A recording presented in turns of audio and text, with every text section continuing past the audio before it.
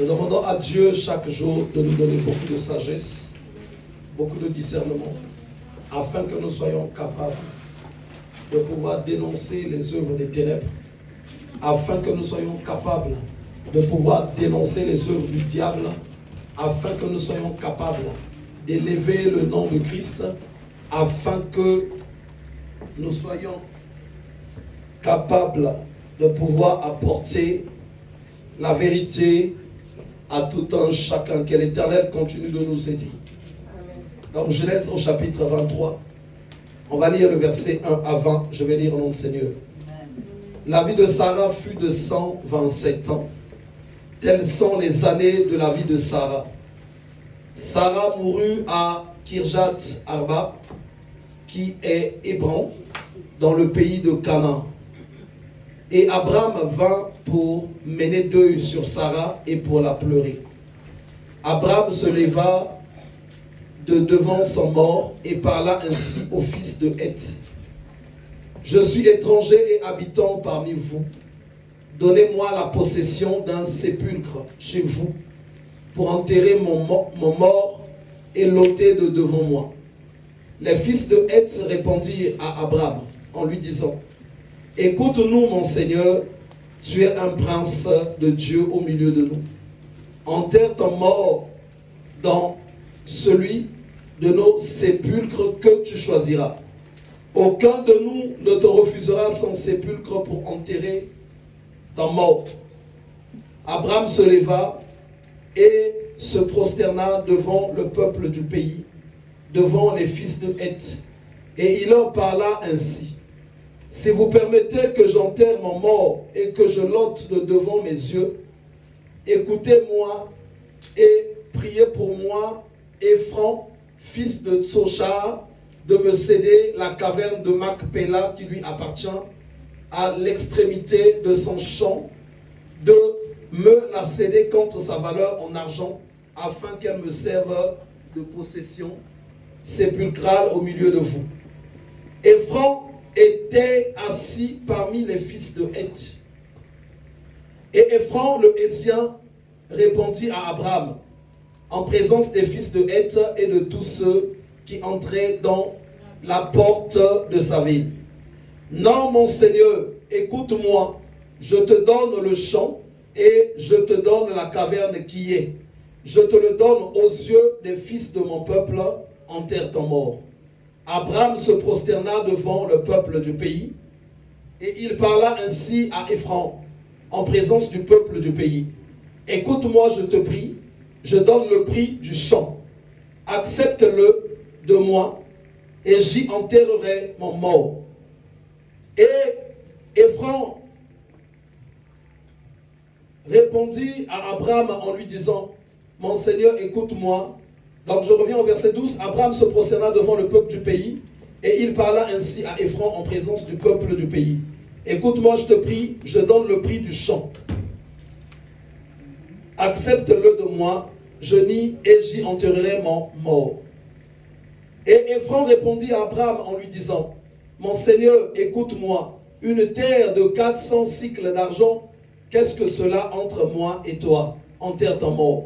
Abraham comprit Ephron, et Abraham pesa à Ephron l'argent qu'il avait dit en présence des fils de Heth, 400 cycles d'argent, ayant cours chez le marchand.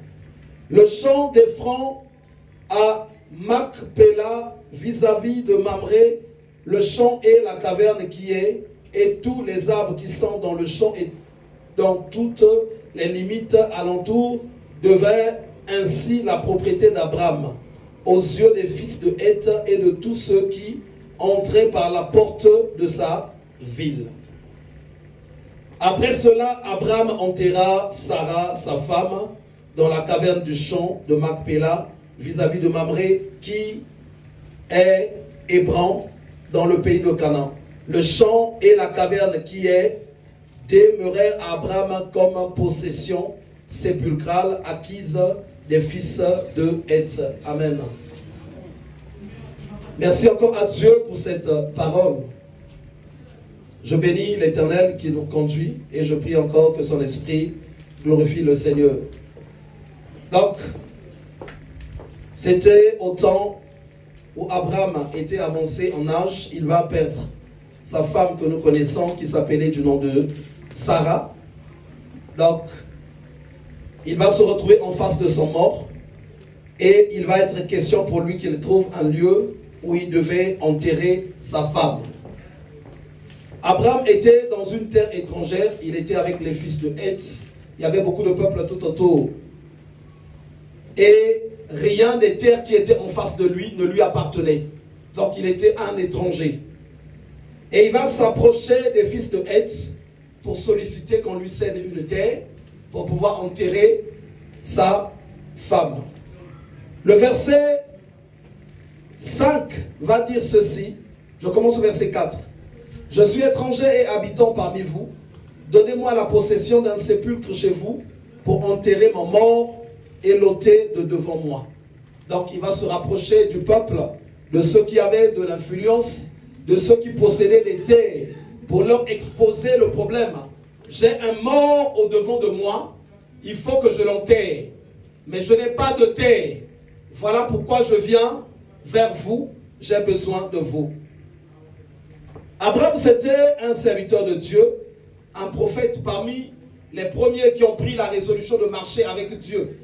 Donc quand Dieu va appeler cet homme, c'était un homme qui était riche, qui avait beaucoup de travailleurs, il avait des entreprises, il avait des propriétés. C'est la première personne que nous voyons dans la Bible qui a pris la résolution de tout laisser et de suivre le Seigneur. Donc c'est quelqu'un qui avait pris le temps d'apprendre à connaître Dieu. Il avait vraiment de l'expérience. Voilà pourquoi même par là on va nous dire qu'il est le père de la foi. Donc puisqu'on nous dit la foi vient de ce qu'on entend.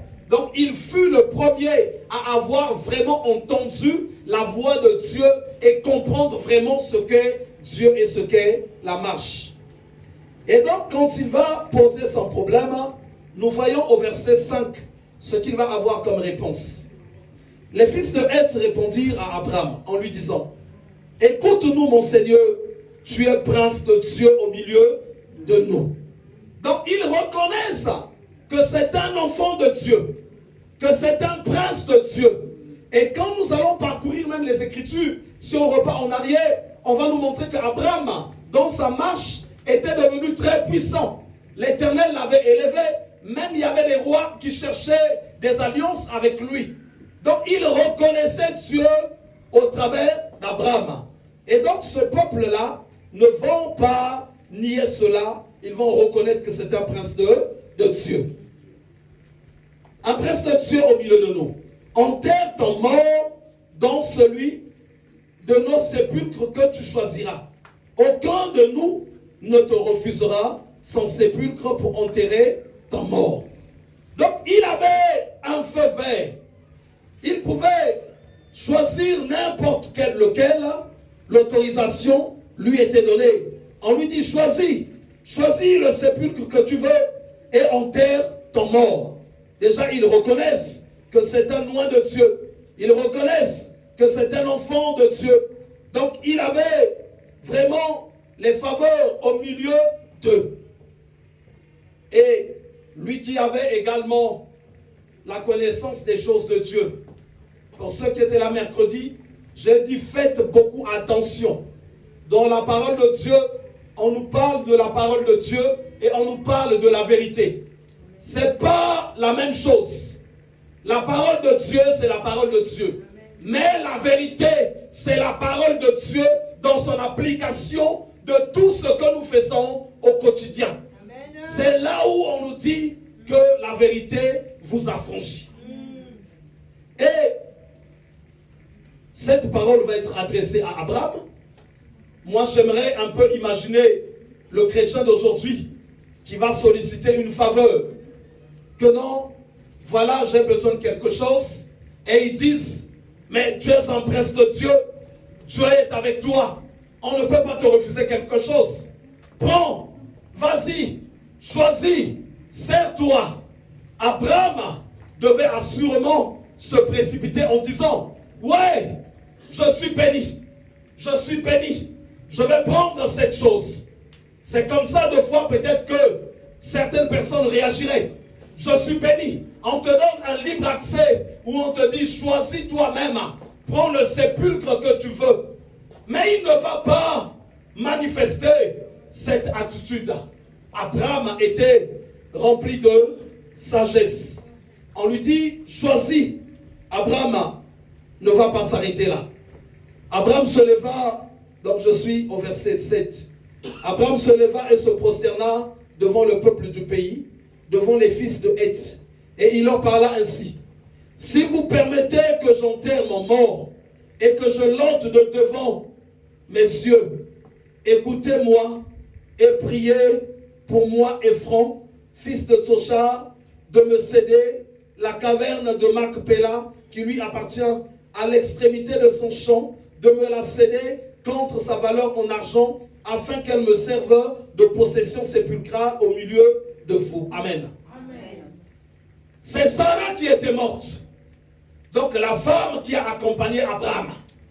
Quand on va voir Abraham, quand il partit en guerre, il avait des familles à sa charge. Pas une famille, c'était beaucoup de familles. Moi, je considère qu'il y avait assurément une veillée mortuaire. Les gens devaient manger, les gens devaient boire, il devait y avoir du café. Donc, il y a de l'argent, logiquement, qui devait sortir. Donc, Abraham, à la base, n'avait plus de l'argent à gaspiller.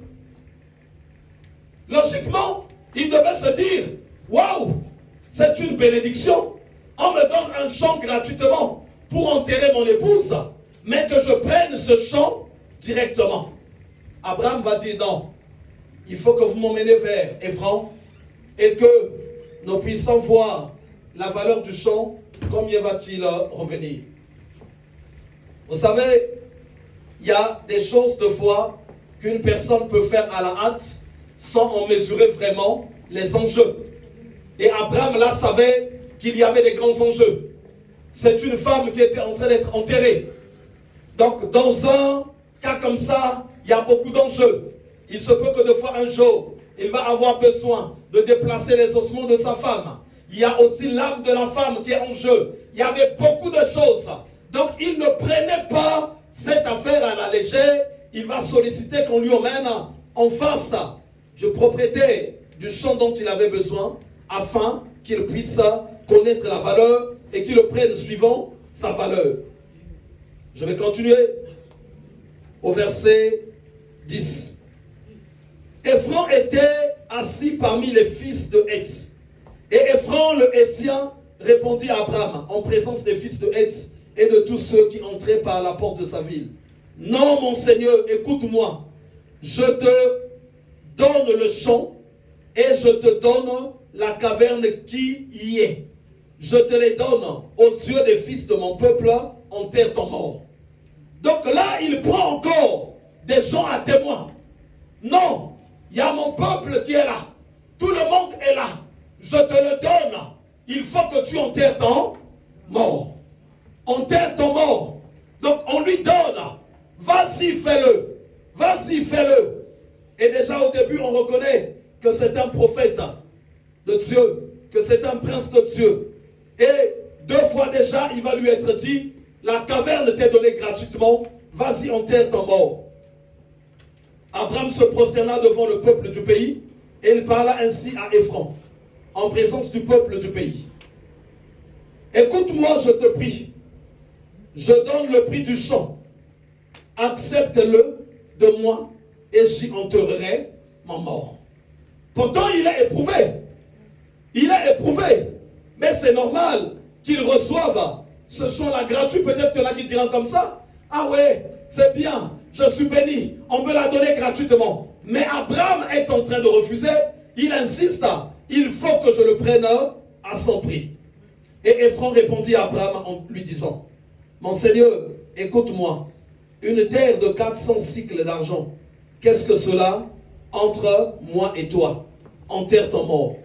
Abraham comprit Ephron, et Abraham pesa à Ephron l'argent qu'il avait dit en présence des fils de Heth. 400 cycles d'argent ayant cours chez le marchand. Ce champ, le champ d'Ephron à Macpéla vis-à-vis de Mamré, le champ de la caverne qui est, et tous les arbres qui sont dans le champ et dans toutes les limites alentour devinrent ainsi la propriété d'Abraham aux yeux des fils de Heth et de tous ceux qui entraient par la porte de sa ville. Après cela, Abraham enterra Sarah, sa femme, dans la caverne du champ de Macpéla, vis-à-vis de Mamré, qui est Hébron, dans le pays de Canaan. Le champ et la caverne qui est demeurèrent à Abraham comme possession sépulcrale acquise des fils de Heth. Donc Abraham refusa de le prendre gratuitement. Il a donné ce qu'il devait donner en argent, peu importe ce que ça pouvait lui coûter. Il était en situation difficile, il perd une femme, il faut qu'il enterre, il y avait sûrement beaucoup de dépenses à faire, mais il a refusé de prendre ça gratuitement. On va lire rapidement dans le livre d'Ésaïe, Ésaïe au chapitre 5. Ésaïe au chapitre 5.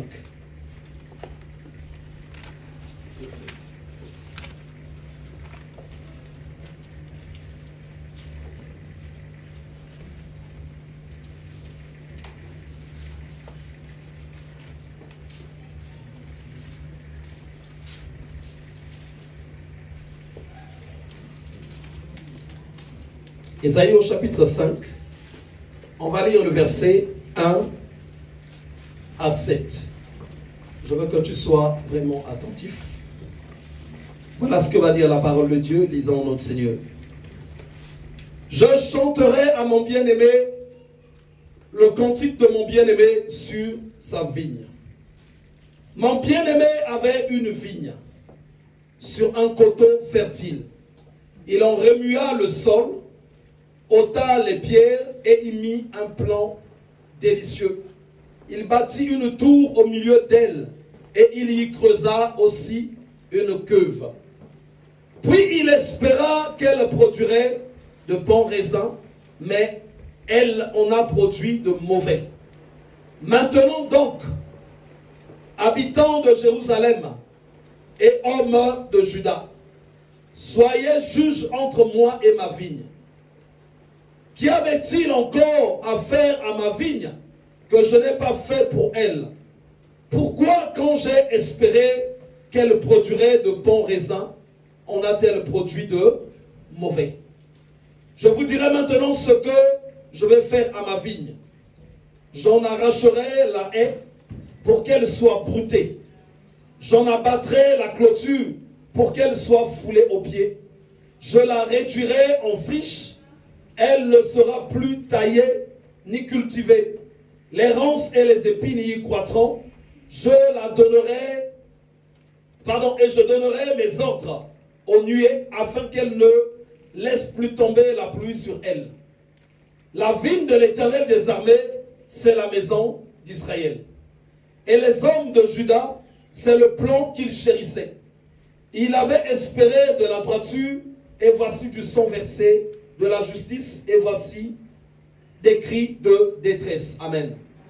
Et ici, la parole de Dieu nous présente que Dieu avait une vigne. Donc un champ où on plante des raisins. Et il a travaillé dans ce champ. Il a ôté les pieds. Il a ôté tous les obstacles, tout ce qui pouvait nuire à un champ. Il a travaillé le sol. Ensuite, il a planté. Et pendant qu'il va planter, il espérait recevoir quelque chose. Au moment où il arrive pour la récolte, Dieu ne trouve rien. Il dit dans sa parole, mais soyez témoins, cette vigne auquel j'espérais trouver quelque chose, j'arrive, il n'y a plus rien. Il fallait que ça donne quelque chose. Il fallait que ce qu'il a planté puisse produire quelque chose. Donc il n'a pas planté pour rien, mais il espérait quelque chose, sans que ça ne donne rien en retour. Il va prendre comme résolution, c'est de détruire toute la vigne. Détruire toute la vigne. Donc quand Dieu va planter cette vigne, le livre d'Ésaïe au chapitre 2, pendant que Dieu espérait la droiture, la justice, pendant que Dieu espérait retrouver des choses qui sont agréables, dans Ésaïe 2, à partir du verset 6, la parole de Dieu va nous montrer ce que Dieu va trouver. Voilà ce que dit la parole de Dieu. Car tu as abandonné ton peuple, la maison de Jacob, parce qu'ils sont pleins de l'Orient. Ils sont pleins de l'Orient et adonnés à la magie comme les Philistins, et parce qu'ils s'allient aux fils des étrangers. Le pays est rempli d'argent et d'or, des trésors sans fin. Le pays est rempli de chevaux, il y a des chars sans nombre. Le pays est rempli d'idoles. Ils se prosternent devant l'ouvrage de leurs mains, devant ce que leurs doigts ont fabriqué. Les petits seront abattus et les grands seront abaissés. Tu ne leur pardonneras point. Entre dans les cavernes des rochers et cache-toi dans la poussière pour éviter la terreur de l'Éternel et l'éclat de sa majesté. Donc pendant qu'il espérait recevoir quelque chose, Dieu arrive, il y a autre chose. Il prend la résolution de frapper, de frapper. Et vous allez voir à plusieurs reprises, la nation d'Israël va être livrée au pillage, à la destruction, à la désolation, parce que quelque part, Dieu espérait quelque chose de ce peuple-là. Vous allez comprendre pourquoi le Seigneur nous donne cette parole. J'aimerais dire aux enfants de Dieu aujourd'hui ceci. D'abord, dans la marche avec Dieu, souvent, les gens sont nombreux à se mettre à genoux, à demander incessamment à Dieu, Seigneur, je veux telle chose, je veux obtenir ceci, je veux obtenir ça, j'ai besoin de la paix, j'ai besoin de la tranquillité, j'ai besoin de la guérison, j'ai besoin de la restauration, j'ai besoin du relevement. Et la marche d'un enfant de Dieu est souvent accompagnée de demande sur demande. Demande sur demande. Si un enfant de Dieu peut de fois compter dans l'année combien de demandes elle a fait et combien de bons résultats il a obtenus, souvent même les bons résultats, on les oublie. On se focalise sur là où on n'a pas encore obtenu le résultat. Il a demandé ça, il obtient. Il a demandé ça, il obtient. Il a demandé ça, il obtient. Et il est en train d'avancer.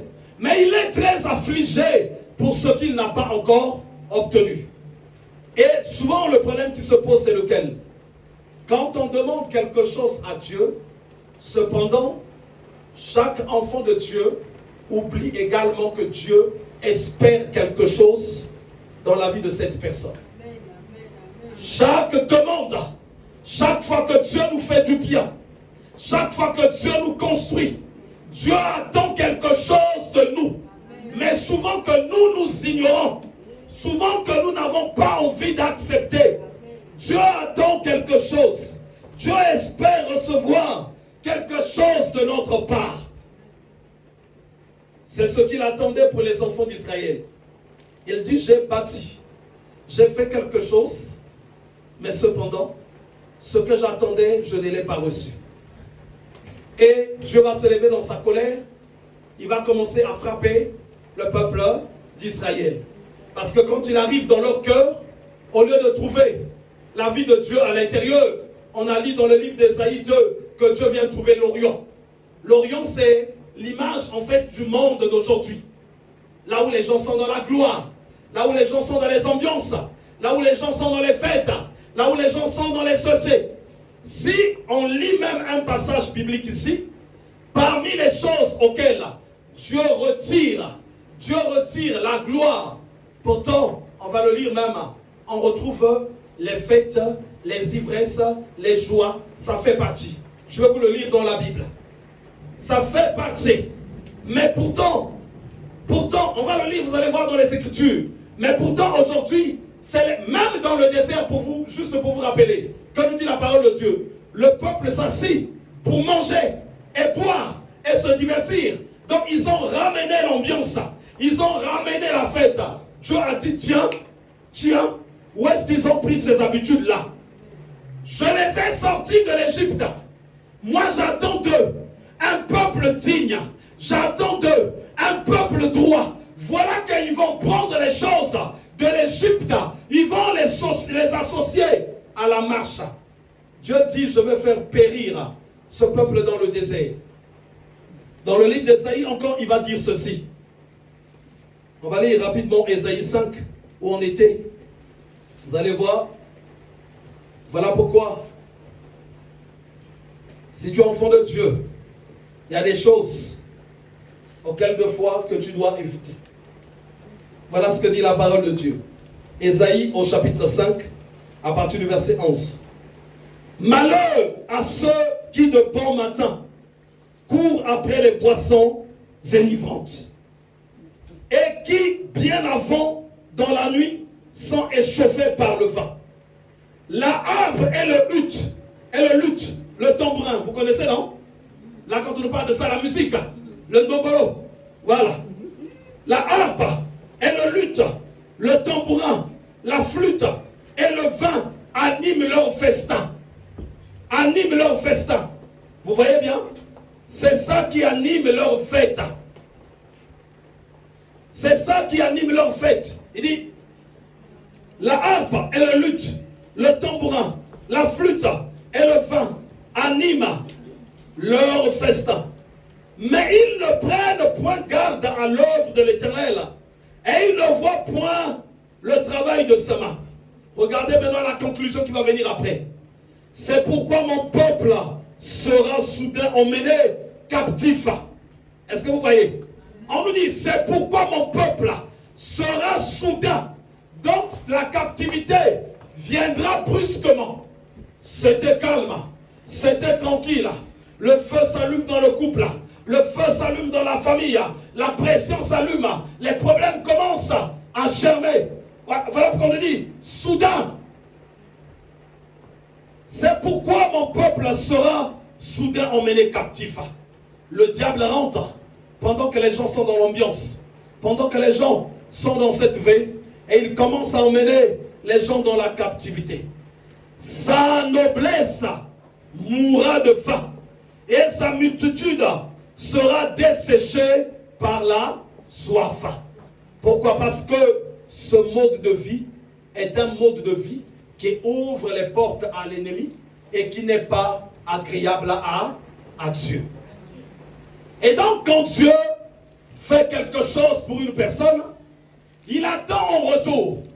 Il attendait pour les enfants d'Israël, il vient trouver l'Orient dans leur cœur. Et quelqu'un va me poser la question assurément. Mais qu'est-ce que ça a à voir avec Abraham? Abraham, c'était un prophète de l'Éternel. Il connaissait, il avait compris beaucoup de choses. Il dit ceci: je veux enterrer ma femme. Mais pourquoi veulent-ils me donner le champ gratuitement? Ce qui a l'intelligence, moi j'appelle ça le langage. Le langage de l'esprit. Pourquoi ils veulent me donner ça gratuitement? Il sait une chose, que quand on te donne quelque chose, celui qui te donne, il espère quelque chose en retour. Amen. Et qu'est-ce qu'ils vont espérer en retour? Qu'est-ce qu'ils vont espérer en retour? Non, Abraham a dit, je ne prends pas gratuitement. Je ne prends pas gratuitement. Il faut que je paye. Il faut que je paye à prix d'argent. Je ne prendrai pas gratuitement. Après, qu'est-ce qu'eux ils vont prendre derrière? Qu'est-ce qu'ils vont prendre? Est-ce que je vais leur être asservi?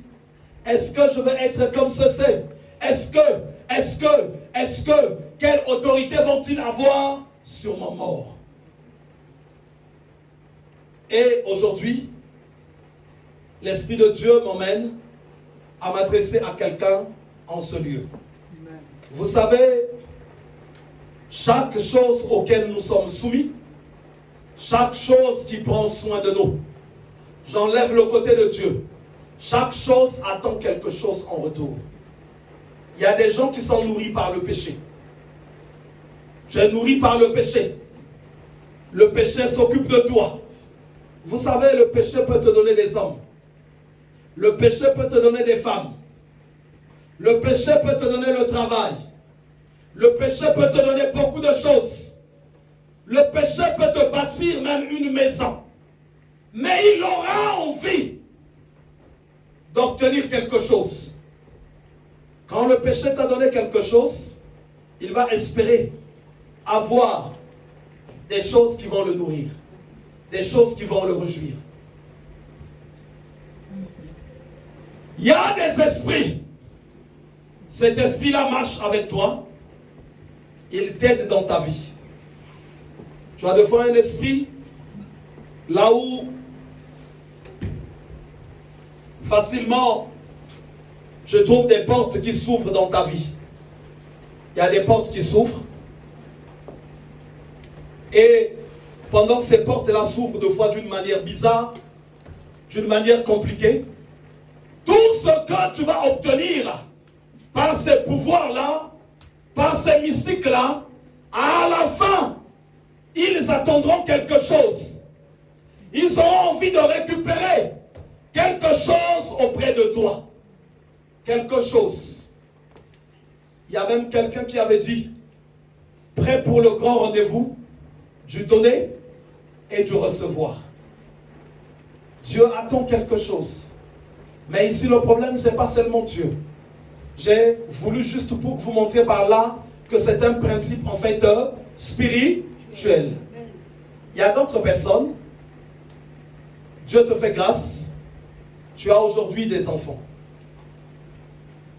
Et pendant que tu as des enfants, tu vas de fois te laisser qu'il y ait des personnes qui s'occupent de ces enfants-là. Parce que toi, de fois, tu considères que tu n'as pas assez de foi de ceci ou de ça. Tu vas de fois laisser qu'il y ait un membre de foi de la famille, influent, qui a je ne sais quoi, qui va prendre le dessus, qui va commencer à s'occuper de ceci et de ça. Tu ne sais pas avec quel pouvoir cette personne-là travaille. Tu ne sais pas avec quel esprit cette personne-là travaille. Mais à la fin, quand ils auront donné, il va arriver à un moment donné, si soit ces esprits-là se nourrissent par le sang, il y a un moment donné où ils viendront réclamer dans la vie de tes enfants. Tes enfants vont commencer à perdre deux fois des enfants parce que quelque part, il y a eu des esprits qui s'en sont occupés.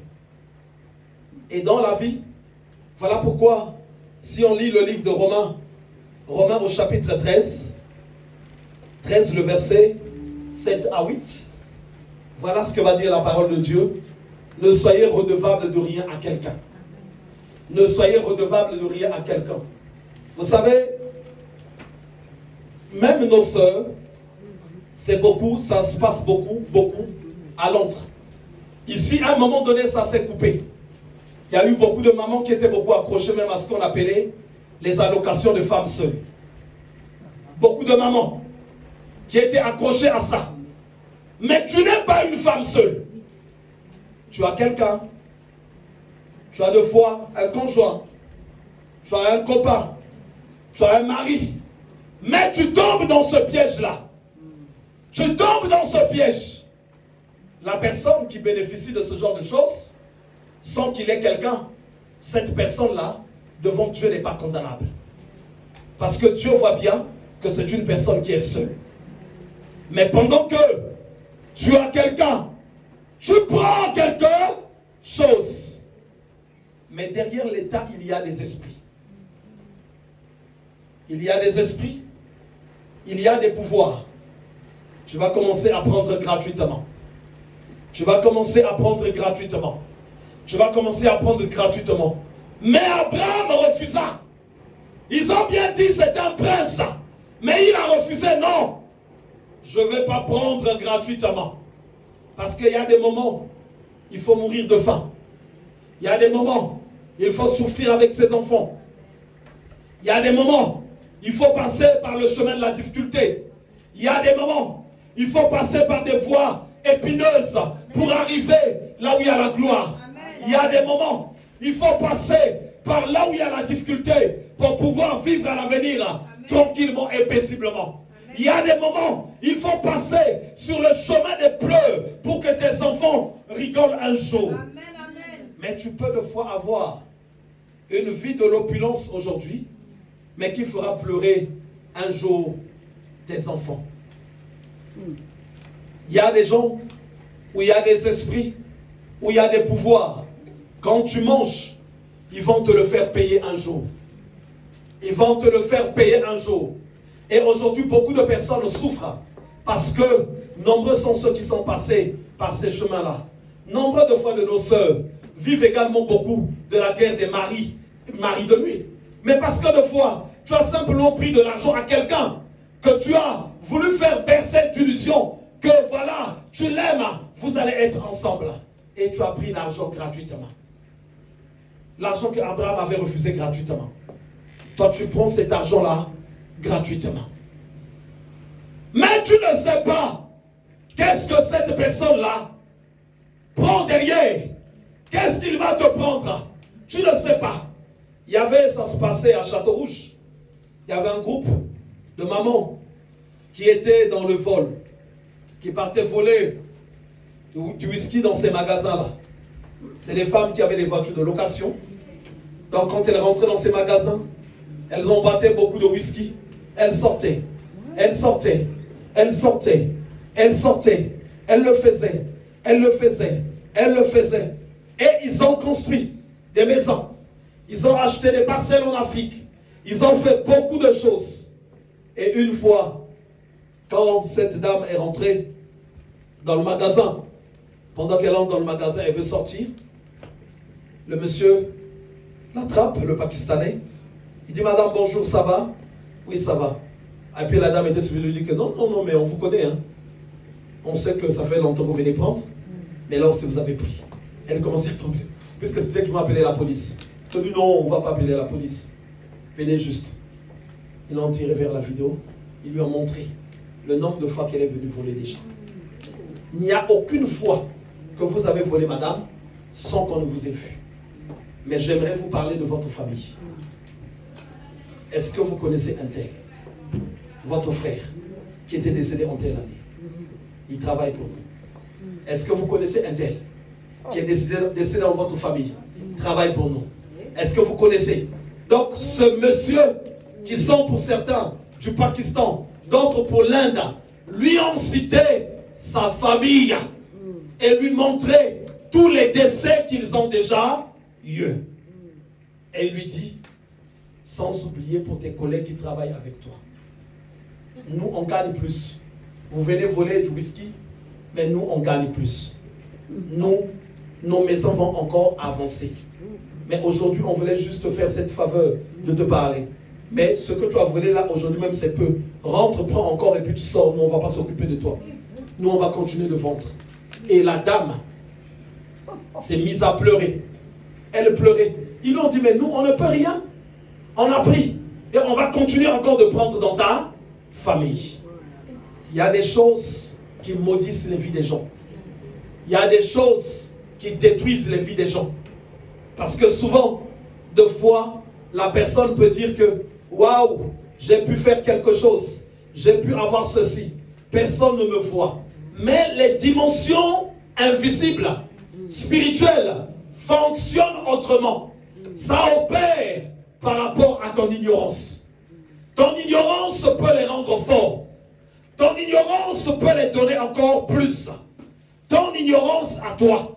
Raison pour laquelle il y a des choses avec lesquelles on ne se permet pas de jouer, surtout quand on connaît Dieu. Le message que je vous donne aujourd'hui, nombreux sont les personnes qui ont reçu des malédictions par rapport à ça. Le fait de prendre. Le fait de prendre. Vous savez, même nous les hommes, nombreux aujourd'hui sont le coup de la malédiction parce que tu es sorti de foi avec une femme que tu as dit je vais t'épouser. Et au fond de toi, tu sais que tu es en train de mentir. À un moment donné après, tu te sauves, tu vas vers une autre. Ça va te coûter cher. Cette personne de foi te prendra plus. Vous savez, il y a même une loi dans les Écritures qui dit ceci. Un homme, quand il a fait perdre la virginité chez une femme, même s'il ne l'a pas épousée, il y a une obligation. Il doit payer la dot pour cette femme. Il doit payer la dot. Mais combien d'hommes ont commis cet acte-là, qui ont disparu? Il y a nos soeurs, même quand tu poses la question, il te dit, mais je ne me rappelle même plus c'est qui. Je ne me rappelle même plus. Ça fait longtemps. Je ne sais même plus. Celui qui a fait ça, il est parti. Il est dans la nature. Et quand il est avec ses amis, aussi hommes, il se tape la poitrine. Que moi vraiment c'est moi. Moi vraiment c'est moi. Mais il regardera maintenant la vie de ses enfants. Il va pleurer. Il va pleurer. Il va pleurer. Parce qu'il va se retrouver avec des situations difficiles. Beaucoup de choses que l'être humain fait qui après lui ramènent des grandes conséquences. Mais souvent ces actes-là, quand ils sont posés, l'être humain voit un certain profit, voit un certain avantage. Il trouve que c'est bien. Il trouve que c'est lui qui est fort. Il trouve que c'est lui. Mais quand les conséquences arrivent, ça devient vraiment compliqué. Amen. Ça devient compliqué. Chaque chose qui t'apporte quelque chose, un esprit, même un esprit humain, la sorcellerie, un système quelconque qui te donne de l'avantage, que toi tu considères avantage, mais logiquement que tu ne devais pas prendre. Quand tu reçois ces choses, d'une manière ou d'une autre, ces choses-là vont être réclamées. On va te les réclamer, ces choses. On va te les réclamer. Ces choses-là, ils vont être demandés. On va te les demander. Et ça va te coûter cher. Ça va te coûter cher. Voilà pourquoi le péché, c'est un esprit.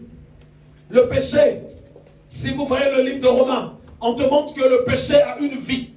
Le péché a une vie. Le péché a une vie. J'aimerais même dire, ceux qui connaissent les principes, par exemple, de la débauche, quand on en parle beaucoup dans la Bible, les relations hors mariage, quand tu le vis en fait, tu dois de l'argent, tu dois à quelqu'un. Quand tu vis cette relation-là, quand tu vis ça, tu es redevable. Tu es redevable parce qu'il y a des parents qui attendent. Voilà pourquoi, donc, chaque chose que tu es redevable a le pouvoir de te prendre des choses. Vous allez remarquer même dans certaines familles, quand tu cherches à venir épouser, on commence à te barrer le chemin. Dans beaucoup de familles, quand tu cherches à épouser, tu vas voir, la sorcellerie se lève. On te barre le chemin. On te barre le chemin. Il y a même des parents qui disent, habitez seulement comme ça. Habitez seulement comme ça. Parce que quand vous allez habiter comme ça, toi tu leur es redevable. Et eux, ils auront la possibilité de venir maintenant puiser chez toi. Tu leur dois quelque chose. Leurs enfants qu'ils ont élevés, qu'ils ont nourris, qu'ils ont fait grandir, et qu'elles commencent à te faire des bouillons, des sauces, qu'elles s'occupent de toi gratuitement. Ah mais tu parles, ça va te coûter cher. Ça va te coûter cher. Ils viendront le soir dans le système des atterrissages de nuit. Ouh, avion planeur. Ta maison devient une piste d'atterrissage. Ils vont te taper. Boum, boum, boum, boum. Ils vont prendre ton argent. Ils vont prendre tout ce qui est à toi. Tu te réveilles là. Tu deviens très pauvre. Tu deviens très pauvre. Parce que c'est une grande porte. Lisons un peu le livre de Romains. Romains 13.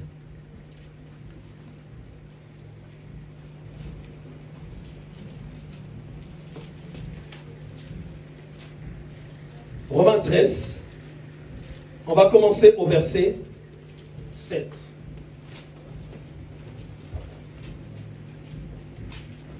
Rendez à tous ce qui leur est dû.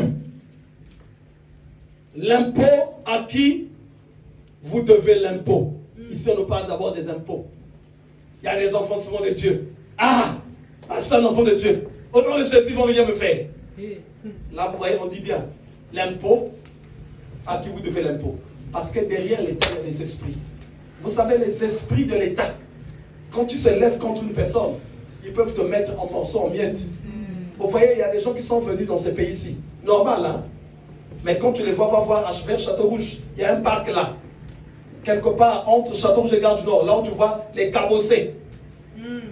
Donc les esprits de ce pays-ci les ont bien tapés. Tapés, pas possible là. Ils deviennent méconnaissables. Ils deviennent méconnaissables. Il y a des batailles qu'on ne déclenche pas. Amen. Dieu n'a pas demandé de batailler ces batailles-là. Tu dois l'impôt. Paye l'impôt de tout, oui.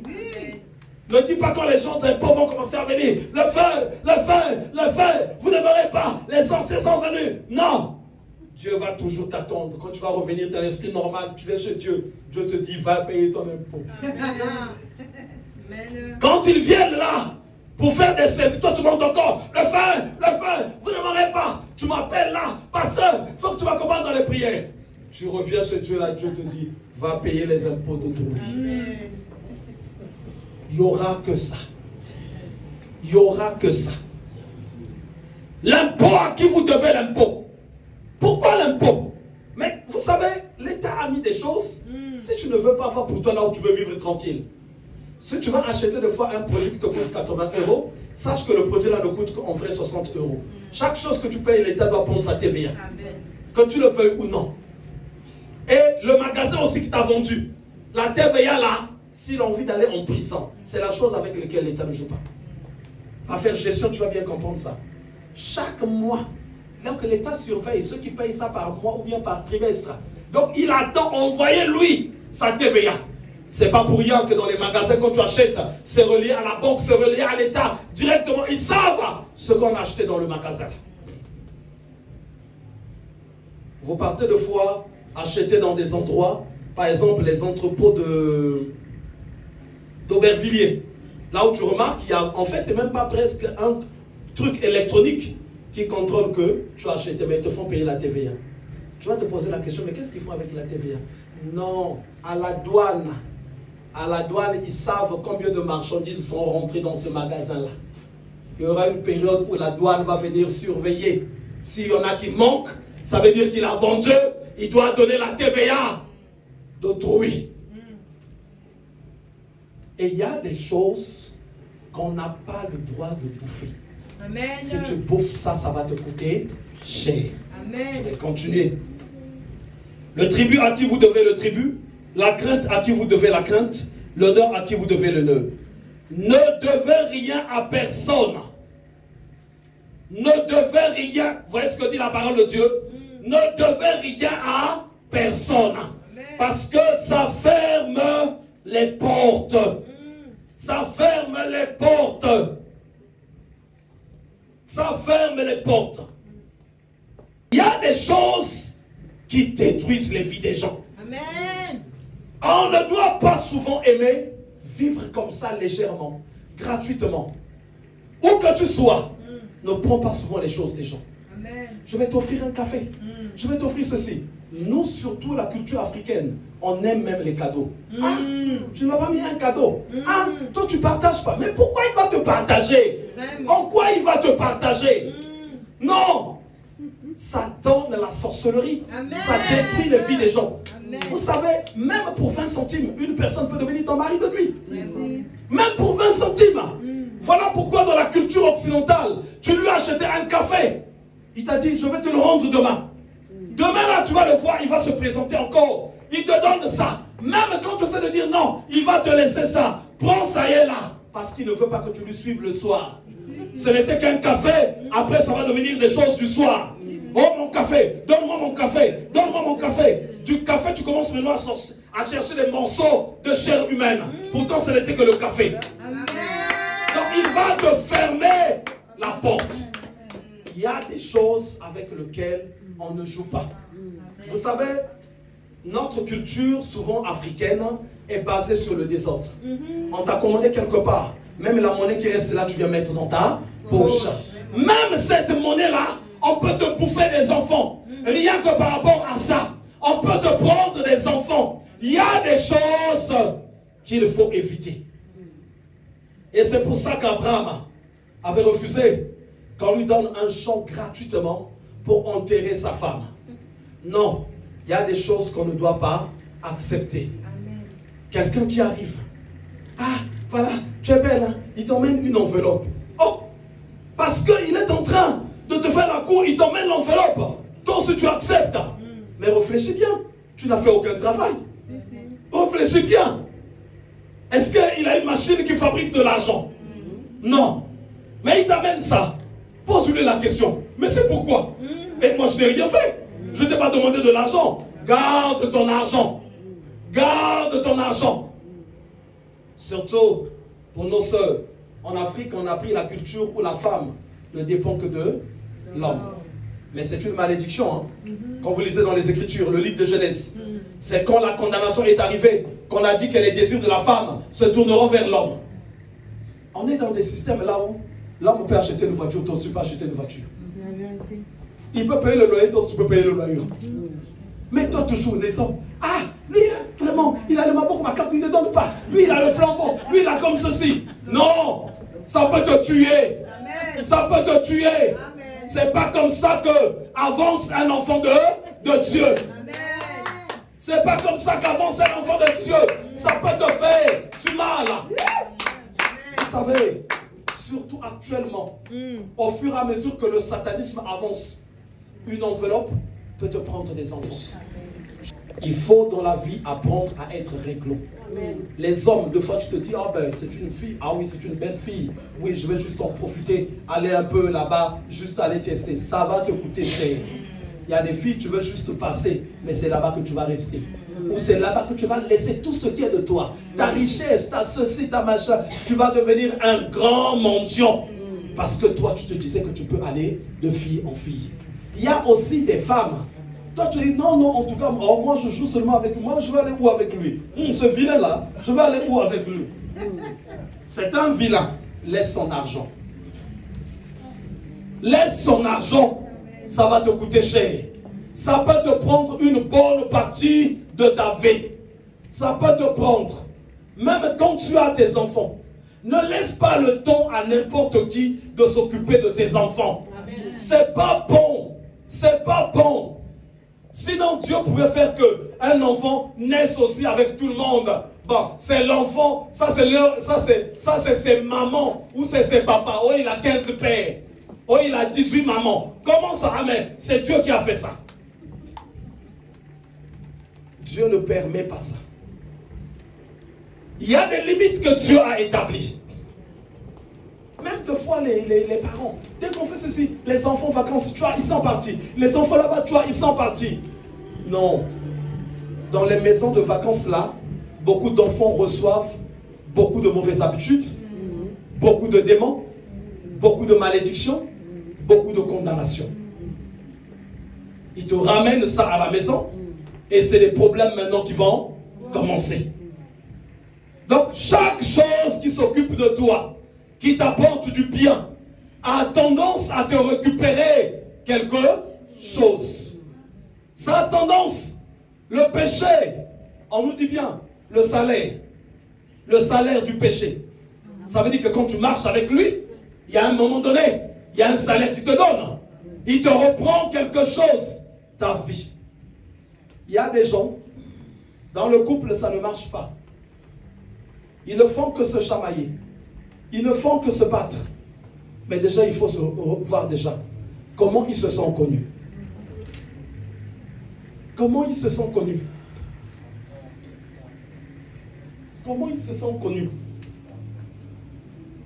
Si c'est par exemple le péché qui t'a donné cette femme ou ce mari, je crois que le péché, lui, il aime la paix. Ce qu'il attend de vous, c'est que vous vous chamaillez, c'est que vous vous battez. C'est ça même qu'il a. Donc chaque chose qui prend soin de nous a tendance à nous prendre quelque chose. Nombreuses sont les femmes, surtout dans cette nation-ci, qui sont frappées de foi de célibat.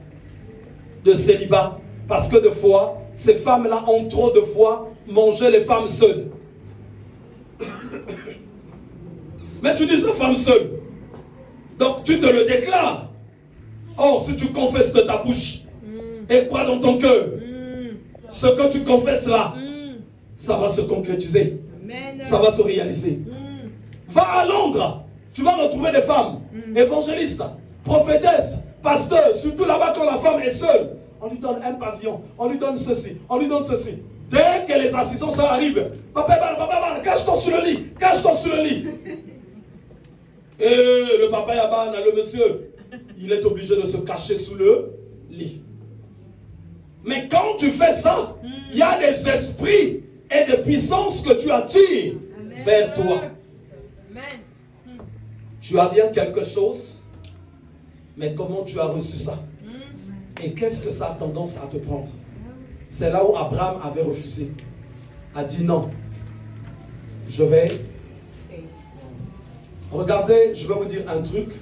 Vous allez remarquer, ceux qui élèvent leurs enfants en allant trop de maison en maison, en les laissant trop à la portée de tout le monde, vous allez voir ces enfants-là quand ils grandissent, il y a beaucoup de choses qui leur manquent. Vrai ou pas vrai? Beaucoup de choses qui leur manquent.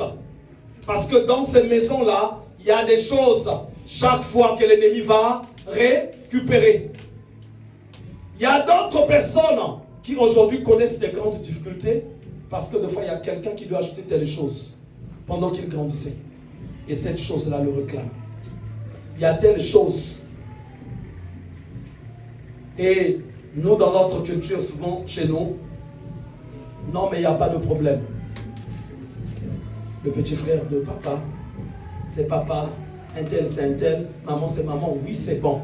Mais les limites, il faut savoir les mettre. Il faut qu'on apprenne à mettre les limites. Et c'est comme ça qu'on va vivre paisiblement et tranquillement. Et aujourd'hui, le Seigneur me met tellement à cœur qu'en priant aujourd'hui, chaque malédiction que quelqu'un a contractée par les voies qu'il est passé, l'Éternel va lui accorder une libération. L'Éternel va lui accorder une délivrance. Amen. Vous savez, il y a des hommes de foi qui pleurent, qui ont de foi espéré que j'ai trouvé une femme. Mais la femme au fond d'elle disait, oh, lui c'est juste comme ça. Lui c'est juste comme ça. Spirituellement, il y a des choses de foi que l'ennemi va te prendre. Parce que tu as pris l'argent de Trouy. Tu as pris le temps de Trouy. Il y a aussi des femmes qui pleurent. Parce qu'il y a des hommes de foi qui sont passés, qui se sont moqués d'eux. Mais ces femmes-là, il y a aussi des esprits qui marchent avec eux. Il y a des femmes, là où il y a carrément l'Esprit de Dieu qui marche avec elles. Et toi, tu es passé. Tu as menti que tu vas la prendre en mariage. Et quelque temps après, tu disparais. Qu'est-ce que tu vas recevoir? Il y a des choses que tu vas perdre dans ta vie. Amen. Voilà pourquoi, à un moment donné, on doit apprendre à se regarder. Et des choses, de fois qu'on doit renoncer. En renonçant de fois à ceci, à ça, on rentre dans un chemin de difficulté. Mais le chemin de difficulté, c'est un chemin de gloire. Amen. Un chemin qui va te donner la paix. Amen. Un chemin qui va te donner la tranquillité. Il y a par exemple, on en connaît plusieurs, quand tu deviens par exemple pour les mamans, accro, le sac par exemple de 25 000, de 30 000, de 8 000, de 6 000 chez Lancel, il faut que tu aies ça en permanence. Mais tu vas avoir obligatoirement des hommes à qui tu vas prendre également de l'argent. Mais ça peut t'apporter beaucoup de malédictions. Ça peut t'apporter beaucoup de condamnation. Ça peut t'apporter beaucoup de difficultés. Et au moment où de fois, tu imploreras le Seigneur, tu n'auras pas le temps de réaliser que c'est les chemins où tu es passé. Et aujourd'hui, l'Église va prier avec moi pour que chacun soit libéré de ce genre de malédiction, de ce genre de condamnation. Abraham avait le discernement, il a dit, je ne vais pas prendre un champ gratuit. Je ne vais pas prendre un champ gratuit. Je ne vais pas prendre un champ gratuit. Même pour ceux qui partent pour des mariages, pour beaucoup de points, au milieu des enfants de Dieu, il y a souvent des célibataires. Le temps du mariage arrive. On n'associe pas n'importe qui dans le mariage. Ce n'est pas n'importe qui a le droit de mettre son argent. Ça peut te coûter cher. Ça peut te coûter cher.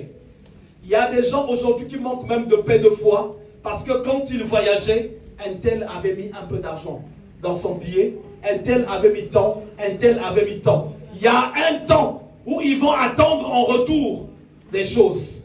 Que l'Éternel bénisse l'Église. On va faire une courte prière, on va se mettre debout.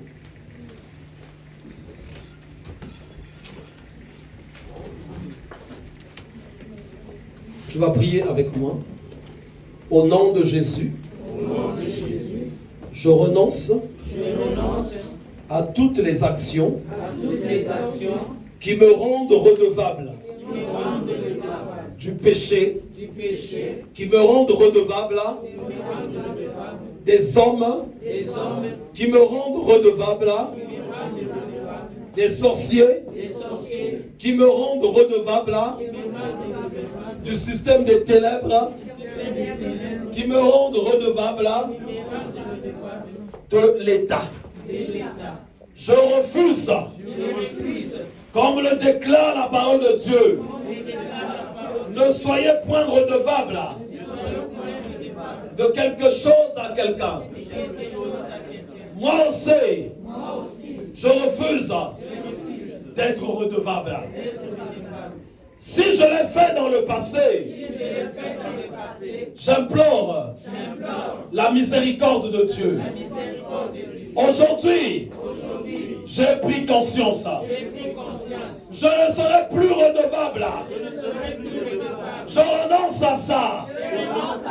Toutes les malédictions que j'ai contractées dans ce sens, j'ordonne que ça soit brisé, que ça soit détruit dans le nom de Jésus.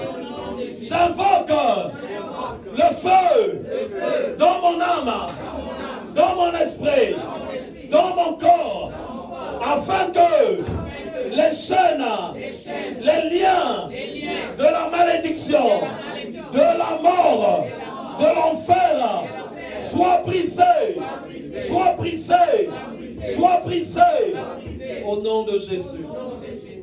Mon âme soit sincère avec Dieu et envers moi-même. Refuse d'être redevable. Ne prends plus plaisir à prendre les choses des gens. Et cela dans le nom de Jésus. Mon âme accepte de passer dans le chemin de la souffrance pour être heureux à l'avenir. Pour être heureux à l'avenir. Chaque lien qui me reliait avec des gens que je suis redevable.